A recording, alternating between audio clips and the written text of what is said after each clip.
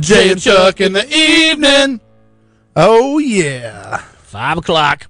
That is right. We got a special Jay and Chuck in the evening today because my buddy Brian Schaff is in studio from Worcester/Cleveland, Ohio with the Certified Angus Beef program. Now, Brian, briefly explain what is Certified Angus Beef. You know, I guess the shortest, easiest way to put it is, if you see the logo, it is a scientific guarantee that the beef that you buy it's going to be good. It's going to be consistent. It's going to be tender. It's because it has to meet all of these specs to get into one of our boxes. Now it costs a little more, but you know, there's also something to be said for knowing what you're getting. And this is really looking at. I mean, when you're eating that level of beef, you're looking at the marbling in the meat. You're looking at a lot of kind of grading standards to say that if you're buying a Certified Angus Beef ribeye, this is what you should be getting. Yeah. There are a lot of things that go into it. The most important with any beef is always going to be that marbling, that intramuscular fat. We also take into account things like age, because of course the older beef tends to be a little bit more tough, and a lot of other things based on visual appearance and consistent sizing. Because if you're a chef in a restaurant, you know you want your steaks to not only taste the same, but you want them to look the same. Yeah, consistency is big. Yeah, and so what we try and do is take cattle, which are by nature highly variable animals, and try and sort of standardize them as most as we can. Sure. Yeah.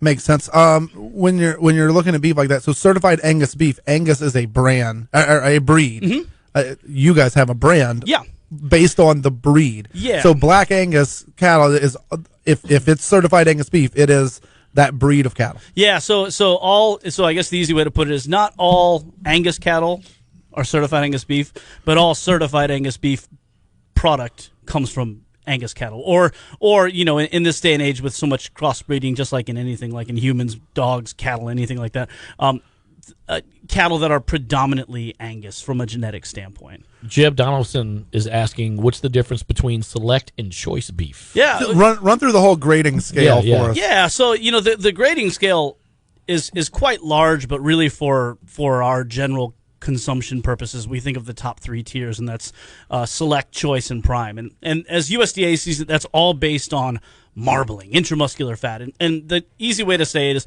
the more marbling a steak has, the better it's going to eat, because that intramuscular fat, it actually it melts as you cook, so it almost kind of base it from the inside. So select would be at the lowest end of a marbling score, and then you go up into choice, and then you go up into prime. Where we come in is at the very top of choice, up into prime. So anything below the very top third of the choice tier can't get into one of our boxes. So if it's Certified Angus Beef, it's the top third of choice or prime. Yeah. We draw the line at the top third of choice, and then those cattle that also would grade prime, and then also hit our other marks, go into Certified Angus Beef prime. So, yeah. So it's interesting. In essence, we kind of cherry pick the best of the best, and at the end of the day, we are owned by farmers and ranchers. We're owned by the American Angus Association. So there is a premium that packers will pay back to the farm if they have cattle that hit Certified Angus Beef, because the packer then knows they can send it on down the line charging more, because scientifically it is a more consistent product. So you're really there to give credibility and enhance the ranchers. Yeah. We exist to kind of drive demand for registered Angus cattle and truly to drive dollars all the way back to the farm. So Certified Angus Beef, when you look at it like that, is not itself a ranch or a farm. It is a collection of ranchers from all over the country. Yep. In all 50 states, especially in the lower 48, there are farmers, ranchers raising cattle, raising Black Angus cattle that get into Certified Angus Beef. So they get in. They're not evaluated until after they're already, the PC term, already harvested, and then they're able to assess the hanging carcass in terms of does it meet these scientific specs. So because you never really know what that meat quality is, until you hit that point. My cousin Travis chiming in on the Facebook Live asking, so prime isn't necessarily Angus. Are there prime grades of other breeds of cattle? Yeah, actually, if you look nationwide, about 40% of all USDA prime is actually coming from dairy cows, Holsteins especially, because dairy cows actually, they give us milk, but they also marble really, really well. Where we don't allow them into certified Angus beef. Obviously, they're not Angus based. But even though they marble really well, their musculature is very different on a dairy animal. Beef cattle are raised for beef, so a strip steak. What you picture in your mind should look like a strip steak or ribeye. That's what it looks like. On dairy animals, they tend to be longer and leaner and thinner, and they don't look like the steak you have pictured in your head. Interesting. Yeah, but they're delicious. Different breeds like that. Like the Texas Longhorn, that's a different breed. Yeah. Or a Brahma bull. A Brahma is a different breed. Yep. And I remember I studied a lot of agriculture in high school in Texas.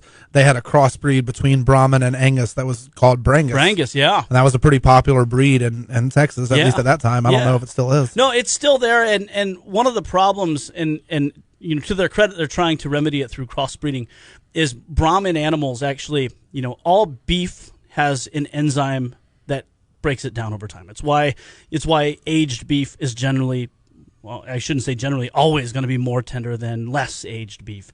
There's an enzyme that's doing its thing, and that happens whether it's dry aged, whether it's wet aged. It's going about doing its thing inside the beef, inside the muscle, breaking it down. The Brahman cattle actually have an additional enzyme that actually stops that aging process. So a steak from a Brahman animal isn't ever going to get, or it's going to take a really, really long time to start to get tender. So, so by introducing, either whether it's Angus genetics, whether it's Hereford genetics into that Brahman animal, they're trying to mitigate what's going on there, but it still has a heavy Brahman influence. All right. Before we end this segment on beef talks, you went to Government Taco. I sure did. What'd you get? I got the Clucks and Balances. Good call. Right? Because that's the OG, right? Yeah, I mean, that's the original. Absolutely. Yeah. The beef guy went with the chicken. Right. Hey. Well, it's not certified Angus beef at Government Taco. You know there what, you go. though? The beef that you do have on the menu it's quite good. I know those guys. It's good Texas beef. That's right. We got the distributor that we used doesn't bring certified Angus beef, so we haven't picked it up. We got to take a break. We're going to be back with more. Anthony Renato going to join us to talk LSU baseball. We'll get Brian to stick around a little bit longer as well. Stick with us on Talk 106.